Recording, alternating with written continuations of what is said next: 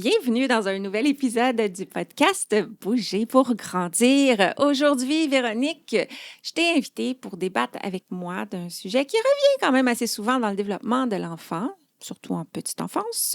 Et la question est celle-ci, est-ce que c'est mieux pour eux de dessiner ou de colorier? Oh, Josiane, c'est une question intéressante, mais ça dépend. Ah oui. C'est pas noir ou blanc?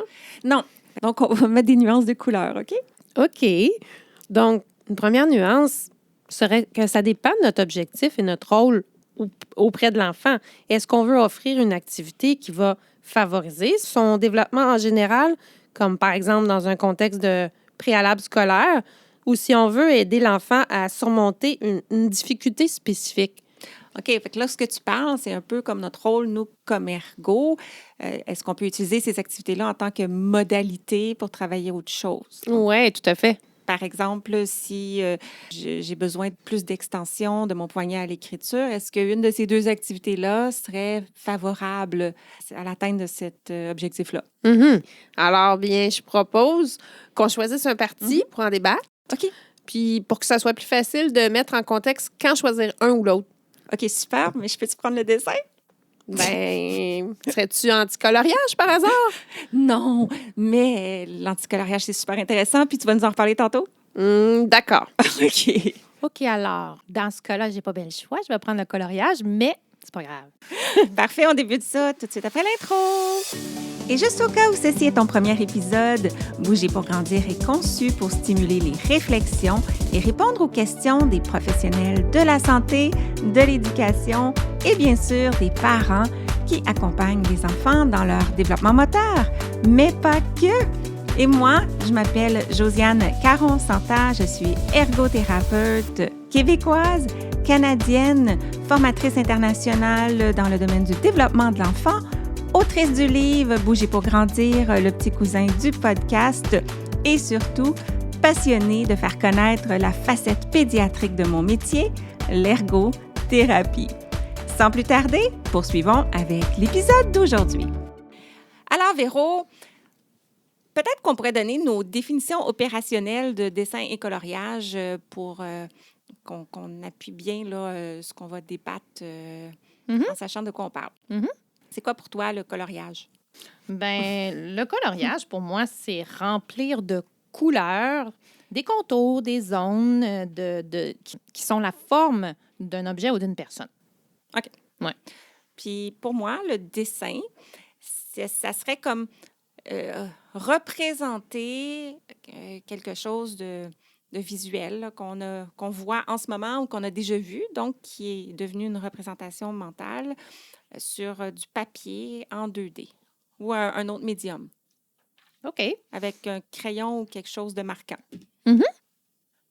Alors, lançons-le, ce débat. Moi, je dirais que le dessin, déjà, ça part bien parce que c'est plus ancien. D'un point de vue historique, peut-être que tu gagnes un point, mais bon, c'est vrai que le coloriage, je pense que c'est apparu en 1880. J'ai vérifié tantôt. Oui, je te trouvais bonne. Oui, c'est ça. Mais en fait, si tu me parlais des autres bénéfices, outre que c'est apparu en premier dans l'histoire. Et si on comparait le potentiel du dessin puis du coloriage pour développer différentes capacités motrices, cognitives et peut-être aussi affectives? OK. Ah, vas-y avec le moteur. Bon, autant le dessin que le coloriage se font avec les crayons et ont beaucoup de choses en commun. Si on parle du moteur, ben les deux, je prêche un petit peu pour ta paroisse, là, les deux se font avec un crayon. Alors, les deux contribuent au développement de la motricité fine. C'est là que je m'en vais avec ça. Donc, plus je colorie, plus je dessine, plus j'ai avantage à vouloir de la précision, ce qui peut me mener, dans le fond, à faire différents essais avec ma prise du crayon et à trouver aussi un positionnement là, de ma main, de mon bras, finalement, qui va être de plus en plus optimal pour obtenir la précision que je souhaite obtenir. À cet effet-là, je dirais que les deux sont bons pour la prise du crayon. Mais moi, je dirais que d'un point de vue endurance, le coloriage a un petit plus, à mon avis, parce que c'est très bon pour développer l'endurance des muscles de la main. et de l'avant-bras. Ouais. Mhm. Plus que le dessin? Moi, je dirais que oui. Parce que, à moins que tu dessines pendant 3 heures, là, tu vas faire plus de mouvements répétés en moins de temps. Effectivement, quand on dessine, on est plus lent, puis on prend plus de pauses aussi. Donc, je t'accorde le point pour l'endurance. Mhm. Et puis aussi, en termes de contrôle moteur, quand on colorie dans différents angles de remplir les zones de coloriage. Fait que, dans le fond, dans la mobilité du poignet, c'est intéressant, là, les différents angles qu'on peut exercer. Es-tu d'accord avec ça? Oui, la dissociation du poignet est vraiment bien stimulée dans le coloriage à partir du moment où l'enfant tourne plus trop sa feuille, hein, ça va lui permettre de changer justement l'angle de son poignet. Mais je pense que c'est pertinent à ce moment-là de parler de l'âge de l'enfant. Oui, c'est vrai. C'est sûr que plus il vieillit, quand il colorie, on souhaite qu'il développe des mouvements avec son crayon au niveau de sa main, Mhm. de ses doigts de sa main, pas Ouais, les doigts. nécessairement avec son poignet. Mhm. Ouais, c'est ça. Oui. Puis le dessin, c'est sûr qu'on peut faire des gros dessins qui demandent un contrôle plus proximal, Mhm. voire jusqu'à l'épaule et tout ça. Puis plus l'enfant s'exerce et veut dessiner petit, plus il va pouvoir exercer également ces petits mouvements fins du crayon avec les doigts. Oui, bien, en fait, c'est que tu touches un point. C'est sûr que quand on colorie des zones de plus en plus petites ou circulaires, Ouais. on travaille plus en distal. Hein? Oui, c'est ça. Mhm. Ça me fait penser que quand on colorie, on change souvent de position ou même de prise du crayon en fonction de la grosseur de la zone Mhm. qu'on Effectivement, colorie. effectivement. Oui, puis je vais faire une parenthèse là, pour toi qui nous écoutes. Mhm. La prochaine fois que tu vas colorier quelque chose, porte attention au nombre de fois que tu vas modifier ta prise du crayon quand tu vas le faire. C'est vraiment intéressant. Et plus on varie, plus on stimule différentes musculatures. Fait que ça aussi, je trouve ça intéressant pour le coloriage. Côté stratégie aussi. Mhm. Donc, quelle prise va être la plus optimale en fonction de la taille, la forme, puis de l'orientation de ce que je suis en train de colorier? Notamment, là, quand on colorie une grosse zone, là, on va revenir parfois à une prise très, très immature, la prise comme avec l'avant-bras en pronation, donc la paume vers la table avec l'index allongé. Donc ça, c'est la deuxième prise du crayon que l'enfant prend dans son développement après la prise palmaire. Donc, sur le plan praxique, c'est vraiment un grand bénéfice du coloriage, je trouve. Donc, Josiane, tu es en train de me dire que colorier, ben, ça invite à modifier la prise de crayon pour s'adapter à la forme qu'on veut colorier. Oui, c'est en plein ça. C'est un peu comme si les différentes formes là, dans un coloriage étaient comme, tu sais, là, les concepts, les affordances là, qu'on a eu dans l'épisode 81. Donc, la forme incite à explorer différentes façons de tenir le crayon pour avoir le résultat souhaité. Tandis que quand on dessine, bien, on prend généralement notre prise du crayon qui va être la plus mature pour nous. Donc, si j'ai une prise palmaire, bien, je gribouille en palmaire. Si j'ai une prise tridigitale, bien, c'est celle-là que je vais garder tout au long de mon dessin. Fait que là, merci pour Ouais. me donner plein de bénéfices sur le coloriage. C'est un débat très... Mais tu sais, si on parle de coordination des deux mains, là, le dessin puis le coloriage, c'est pas mal égal. Oui, c'est pas mal égal. Quand C'est pas même, mal égal. on a Ouais. besoin de stabiliser la feuille avec la main qui n'est pas dominante. Ouais. Puis l'autre main a fait la job. Exactement. Puis dominance manuelle, c'est un peu la même chose aussi parce que quand la main non dominante a sa job et la main dominante la sienne, bien, ça contribue à distinguer dans le fond les fonctions doucement de précision versus de stabilisation. Ouais. Si on revient à la coordination humaine, là, Ouais. est-ce que tu trouves que le coloriage a des avantages par rapport au dessin? Parce que toi, tu es pro-dessin, là. Pendant la durée de notre débat, là. Bien, c'est sûr que quand je dessine, je dois surveiller ma main. J'ai une intention d'agencer des tracés pour que ça donne, dans le fond, c'est une construction sur papier. Donc, il y en a de la coordination œil-main, c'est sûr. Si j'ai déjà dessiné une maison, bien, je veux placer le toit à la bonne place, au-dessus, Oui. idéalement. Oui. Ou bien un bonhomme, bien, c'est sûr que je pourrais vouloir mettre le nez. Mon intention pourrait être en plein centre du visage, mais à quelque part, c'est tellement créatif, le dessin, que même si le nez est un petit peu plus haut, le toit est un petit peu déplacé, ça peut quand même donner un effet que je vais apprécier. Et dans cette optique-là, je dirais que c'est un petit peu moins indispensable, la coordination œil-main, même si ça la stimule quand même durant le dessin. Tu veux dire qu'au niveau de la précision du rendu, bien, si on n'a pas une bonne coordination œil-main, on est beaucoup plus susceptible de dépasser quand on colorie versus, C'est ça. tu sais, si on fait un dessin qui est un peu pas tout à fait bien aligné, ben les gens vont remarquer plus un coloriage qui est dépassé qu'un nez un peu moins bien aligné sur Mais un oui, dessin. puis je veux dire, c'est ça, les grands illustrateurs, il y a toutes sortes de styles, puis je te laisserai ce point-là. Mais si on fait du pouce sur le nez, ha, ha, ha. Puis, Humour d'ergot. disons que le nez est très décalé OK. du visage. Mais là, on ne tombe plus dans le moteur, on tombe dans quelque chose de visuospatial quasiment. Oui, c'est ça. Il y a toute la partie perception qui est, OK, ce que j'ai compris de l'espace et où je veux placer mes éléments, puis ensuite la partie exécution, est-ce que j'arrive à faire ce que je voulais faire?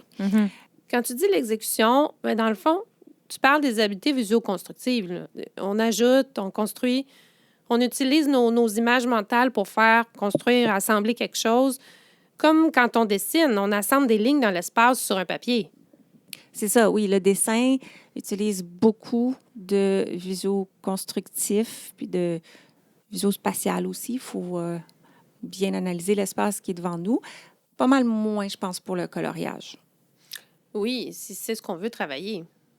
On pourrait faire référence à l'épisode 83 sur la dyspraxie visuospatiale qui aborde justement les défis visuospatiaux que certains enfants peuvent avoir. Et une des conséquences, c'est sur la capacité de dessiner.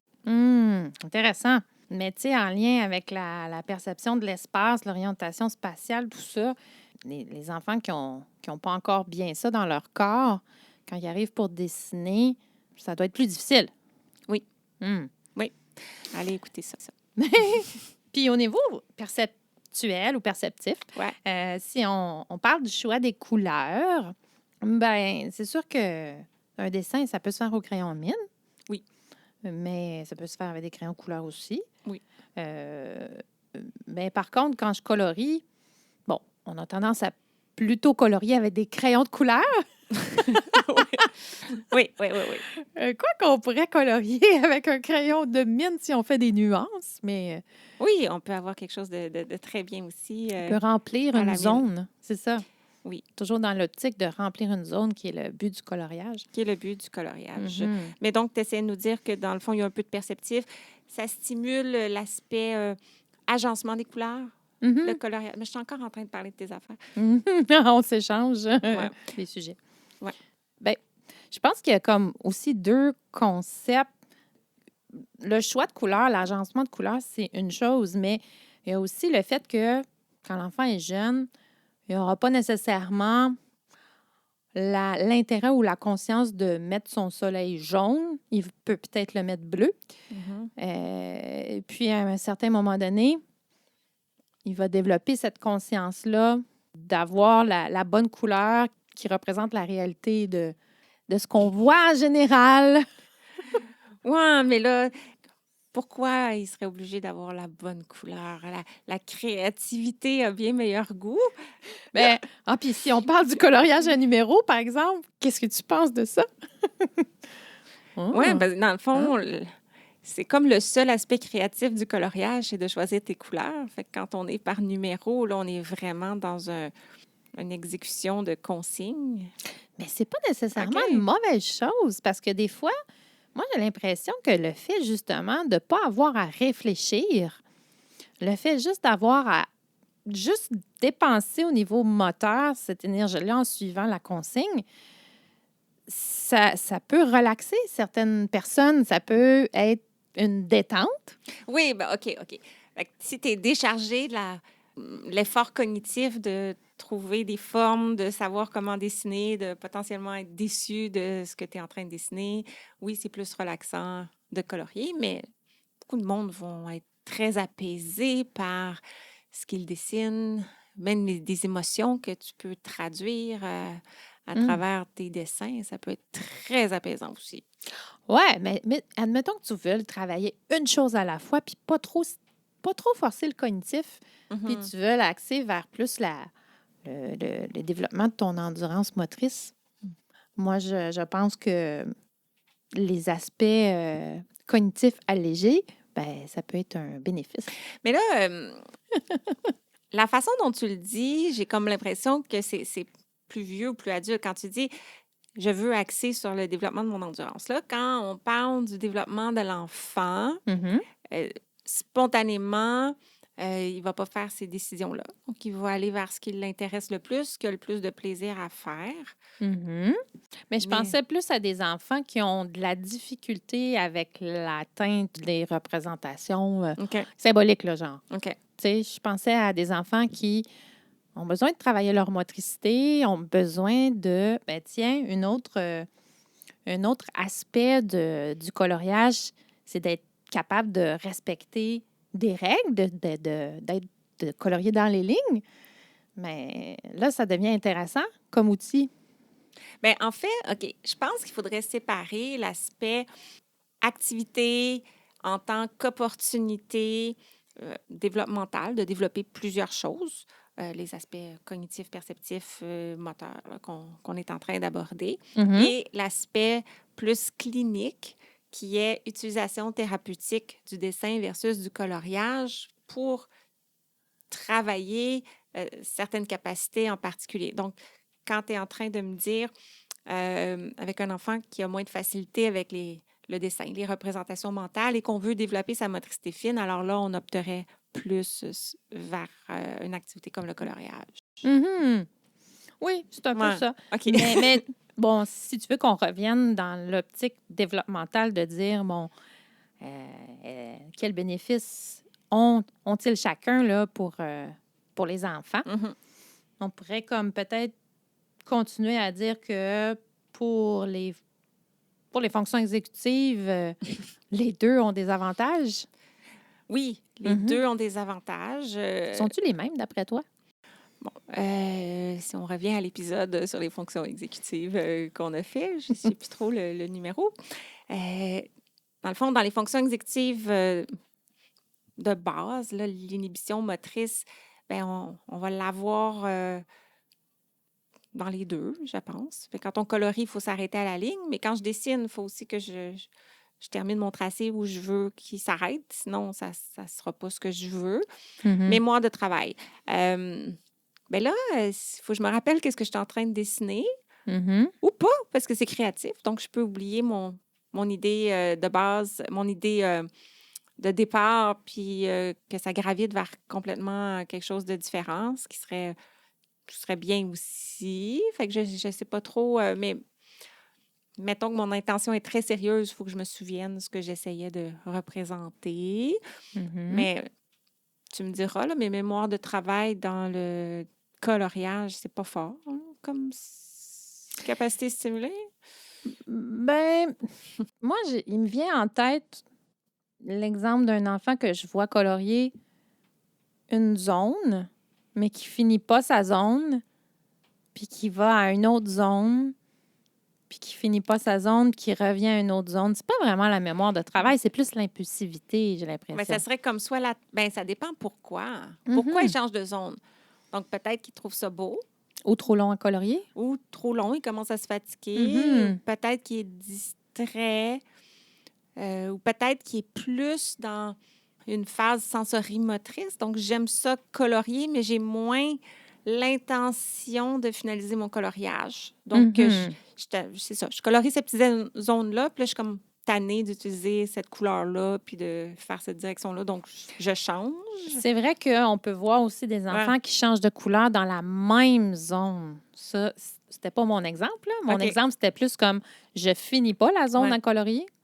Mais encore là, c'est comme s'il y a des règles implicites du coloriage, puis bien que c'est totalement créatif de mettre les couleurs qu'on veut, puis d'alterner de couleurs ou même de direction de coloriage, ça donne une certaine créativité à ton coloriage. Bien, c'est vrai, dans une optique développementale, c'est vrai qu'on ne veut pas trop encadrer ces aspects-là, puis on veut voir comment ça l'émerge chez l'enfant. Mais dans une optique plus d'intervention, moi, je pense que ça peut être utile de définir ce que tu veux aller rechercher avec un ou avec l'autre, que ce soit par le dessin ou par le coloriage. Oui. Oui, tout à fait, parce que, OK, je suis supposée débattre pour le côté du dessin, mais moi qui travaille beaucoup dans le domaine de la préparation des enfants à l'écriture, à leur futur apprentissage de l'écriture, je trouve que le coloriage a quand même un aspect intéressant en regard de ces règles-là pour commencer à amener l'enfant vers des conventions. Et c'est ça, implicitement, l'objectif du coloriage, c'est de faire apparaître des couleurs à l'intérieur des lignes. Et on peut faire le parallèle plus tard que d'écrire sur une ligne. C'est ça. C'est là que je m'en allais, merci. Donc, ça prépare à ces règles-là, tandis que le dessin, comme je disais tantôt, je peux changer d'idée en cours de route. Je peux faire comme je veux, puis c'est bien correct. Oui. Comme ça. Oui, tu peux faire comme tu veux. Moins pas dans un cours de dessin, puis que on mesure ma compétence, là, mais on parle du développement des jeunes enfants, donc le dessin libre. Donc, je laisse aller cours à mon imagination, puis à ce que j'ai envie de représenter. Fait qu'il y a moins de règles dans le dessin. Là. Mais par contre, si quelqu'un dit tu dois dessiner cela. Oui, mais là, c'est plus du dessin libre. Là, ça devient une tâche imposée, structurée. Et c'est comme un autre sujet. Là. Mais développemental, quand c'est libre, je pense que ça apporte plus parce que je me fixe mes petits objectifs. Si je suis déçue de ce que j'ai accompli de par mes petits objectifs que je m'étais fixés, ça me donne le goût de trouver des stratégies, demander des conseils, de m'améliorer. Si on me demande de faire quelque chose, je n'y arrive pas. Des fois, le décalage peut être grand. Je peux être trop déçue, découragée. Certains enfants peuvent aussi choisir de dessiner toujours la même chose, ce qui est intéressant de voir.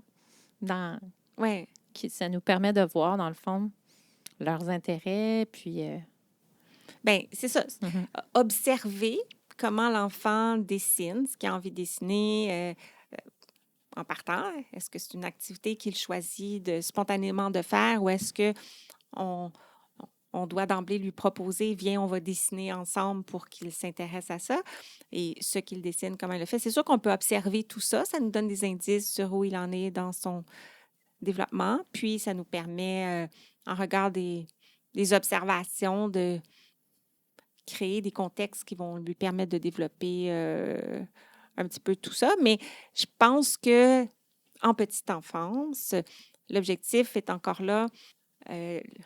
Ça devient redondant, mais le dessin libre. Donc, je pense qu'il ne faut pas forcer, il faut stimuler l'intérêt en créant des contextes amusants, mais l'idée de « je vais te montrer comment dessiner une maison » ou de donner trop de modèles à reproduire, je trouve que c'est pas nuisible dans le développement, mais puis ça peut rendre l'enfant heureux et il va se sentir plus compétent. Mais je pense qu'il y a besoin d'emblée d'avoir beaucoup de contextes. Il bénéficie d'avoir beaucoup de contextes de dessin libre. Mais c'est d'ailleurs aussi peut-être dans le dessin libre qu'on est plus susceptible d'observer du contenu qui a rapport aux émotions ou aux ressentis. Là. C'est sûr que si tu imposes un sujet, ça va être plus difficile, mais c'est quand c'est plus spontané. Puis, c'est ça, le dessin libre. Au niveau affectif, aurais-tu autre chose que tu penses que ça pourrait Bien, je ne sais pas, en fait. On pourrait continuer à dire que le coloriage aussi, au point affectif, un enfant qui a colorié tout son dessin, il peut être fier de lui, autant que... Oui, mais je pense que l'enfant peut vivre un sentiment de compétence dans n'importe quoi qu'il fait, qu'il a eu du plaisir à faire et qu'il a réussi selon ce qu'il souhaitait faire. Il peut aussi s'exercer avec toutes sortes d'autres émotions. Bien, pas qu'on s'exerce, mais il peut être sujet à vivre la frustration, puis à tolérer la frustration, à persévérer, à recommencer. Mais moi, j'aurais tendance, là, si je veux sursimplifier, à trouver que le coloriage, c'est très intéressant au niveau de l'autorégulation. Tu sais, de là, les mandalas, puis c'est quelque chose qui peut être très régulateur si on se sent compétent. Comme tu disais au début, là, quand on le fait sans trop d'effort mental. Ben, c'est parce que les gestes sont répétitifs. C'est ça. Tu n'as pas besoin de trop planifier. C'est ça. Mm-hmm. Donc, c'est pas épuisant au niveau mental. Mm-hmm. Mais au niveau expression de mes émotions, le dessin, je pense que plus à offrir parce que peu importe ce qui sort, c'est ce qui a besoin de sortir. Mm-hmm. Ce qui est un peu dans la tête ou dans le cœur. Dans le cœur, de façon... Hey, mais j'ai le goût de parler d'un autre point qu'on a peut-être sauté au niveau cognitif. On n'a pas parlé de concentration, Josiane. La concentration, le dessin, plus de concentration. Ah oui, tu penses? Ah, bien, il faut que je me concentre pour ne pas dépasser, mais... OK. Bien, ça dépend. Voilà, ça dépend. C'est pas de la concentration sur la même chose. Non. Ouais. Je veux dire, j'ai besoin de mes yeux. J'ai besoin de mes yeux pour dessiner. C'est une activité très visuelle. Fait que c'est sûr que si je suis distrait... Mais, tu sais, on parle de ce qui est développemental en lien avec ces activités-là. Fait que je pense que les deux sollicitent la concentration de l'enfant. Donc, c'est une bonne activité pour eux quand ils la font. Mm-hmm. Je suis bien d'accord. Les deux seraient égales sur cet aspect-là. Est-ce qu'on a d'autres choses à dire pour les différents bénéfices? Ben, je pense pas, là. Non. En somme, les deux ont du bon, là. Fait qu'on choisit quoi? C'est lequel qui gagne? Ben, moi, je dis qu'on choisit les deux. OK. Donc, on crée des contextes où l'enfant va pouvoir explorer à son rythme ces deux activités-là parce que les deux ont plein de bénéfices développementaux. Mm-hmm.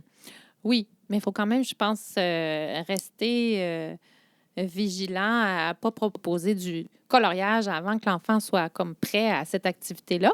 Hein, Josiane? Oui, parce que ergo égale... Je sais que tu vas dire zone du développement proximal.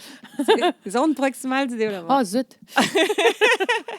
Si l'enfant n'a pas encore, la capacité motrice de rester dans les lignes, c'est pas encore nécessairement pertinent de le confronter à cette activité-là, ni nécessairement bénéfique c'est sûr, j'ai dit confronter, mais de le laisser juste dessiner n'importe comment sur un coloriage. Il est aussi bien dessiné à sa façon sur un papier blanc.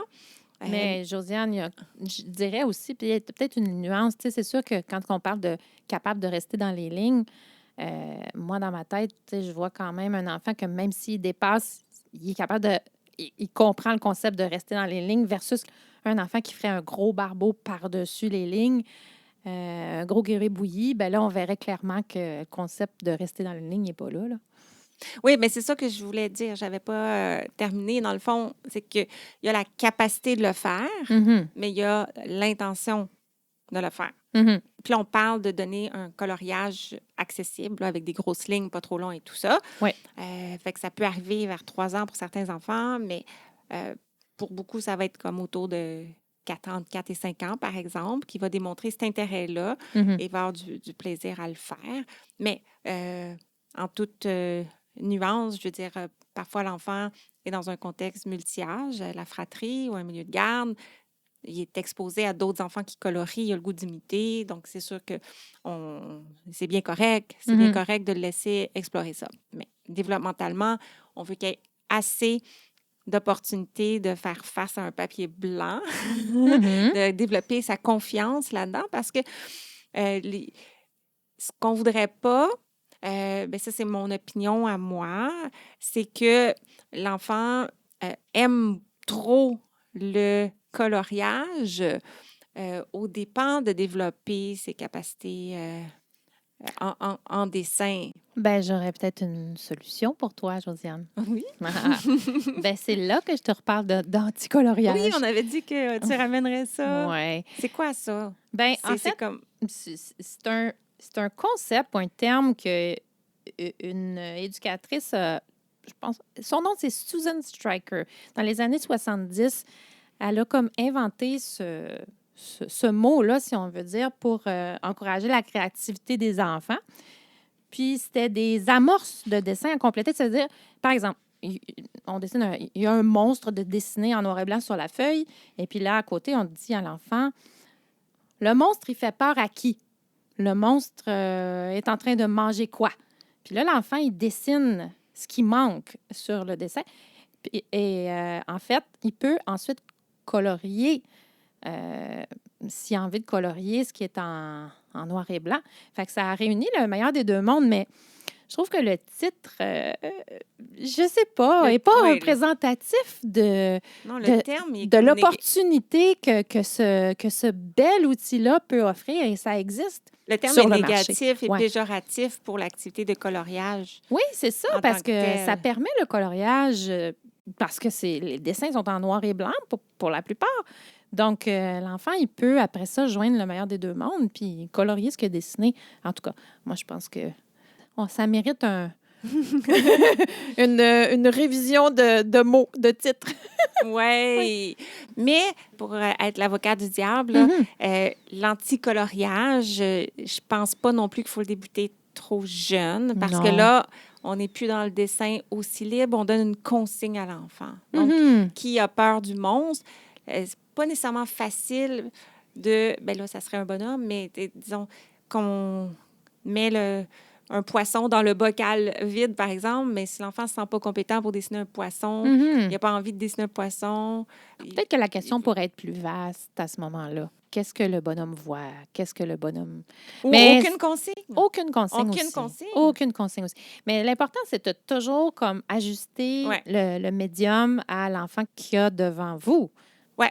C'était un épisode pas mal stimulant. Il nous a gardés éveillés jusqu'à, oh my God, il est presque 7 heures le soir. On va s'arrêter ici parce que finalement, personne n'a gagné. On a établi que ce sont toutes des bonnes activités pour le développement. Ben oui, moi, j'ai bien aimé. C'était un épisode un petit peu plus coloré que les autres. Ah, tellement!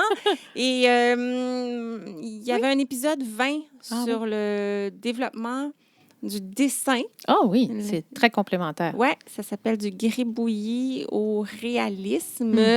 Alors, si le sujet vous a stimulé, si vous êtes dans le camp dessin, allez écouter. À la prochaine. À la prochaine. Merci d'avoir écouté et à bientôt pour notre prochain épisode. Et d'ici là, vous pouvez me retrouver quotidiennement sur les réseaux sociaux, consulter mon blog et profiter de mes ressources gratuites en joignant ma communauté au josianecaronsanta.com/guide. Le podcast Bouger pour grandir est une production de l'Académie de formation JCSI, des formations en ligne sur le développement et fonctionnement de l'enfant, de la perspective de l'ergothérapie. C'est tout pour cet épisode et sur ce, je vous dis à très, très bientôt pour continuer à parler d'ergo. Bye!